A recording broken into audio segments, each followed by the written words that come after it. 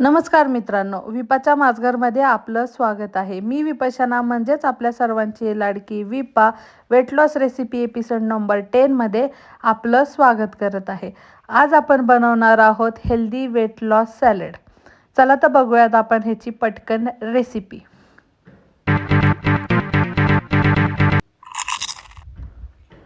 इथं मी घेतलेला आहे खिसलेला गाजर, खिसलेली काकडी, ही पण गावरान खिसलेली काकडी आहे, आणि खिसलेलं बीट आणि वाटीभर दही.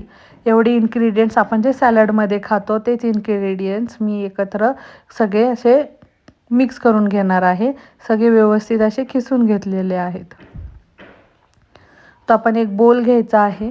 एका बोलमध्ये आपण जे खिसून घेतलेल्या गोष्टी आहेत ते आपण एक एक ह्याच्यामध्ये ॲड करणार आहोत. ही मी काकडी ॲड केलेली आहे आधी. आता खिसलेला बीट ॲड करायचा आहे. ह्या सर्व गोष्टी आपण सॅलडमध्ये वेट लॉससाठी खात असतो, पण फक्त नुसतं खायला आपल्याला जास्ती जात नाही. ह्या पद्धतीत आपण जर बनवून खाल्लं तर आपण मस्त फुल बोल भरून डिनरसुद्धा आपण ह्याच्यामध्ये करू शकतो. इतकं फिलिंग येतं ह्याच्यामध्ये, फुल पोट भरून आपण खाऊ शकतो. तर आपण सगळे इन्ग्रेडियंट्स ह्याच्यामध्ये टाकलेले आहेत. लास्ट आपण ह्याच्यामध्ये एक वाटीभर दही टाकत आहे. हे दही टाकल्यानंतरून आपण आता व्यवस्थित ह्याला मिक्स करून घेणार आहोत.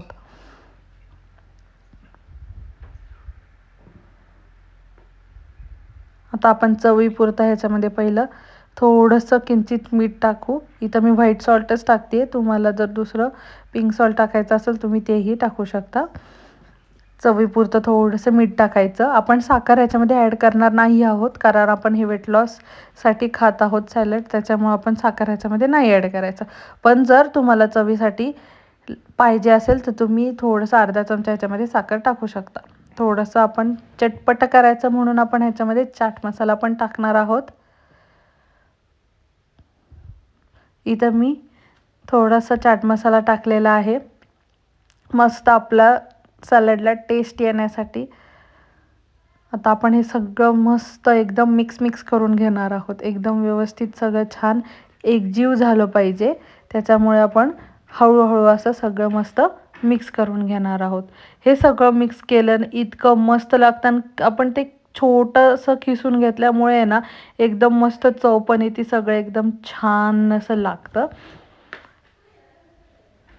तुम्ही एन्जॉय करू शकता. आता आपलं सगळं छान व्यवस्थित मिक्स करून झालेलं आहे. तुम्ही असंच सगळं छान पण खाऊ शकता. हे नुसतं खाल्लं तरीसुद्धा चालेल, किंवा तुम्ही कोणत्याही पराठ्याबरोबर हे मस्त एन्जॉय करू शकता. कसं वाटली आहे तुम्हाला आपल्या मस्त सॅलडची रेसिपी? नक्की मला कमेंटमध्ये कळवा. थँक्यू.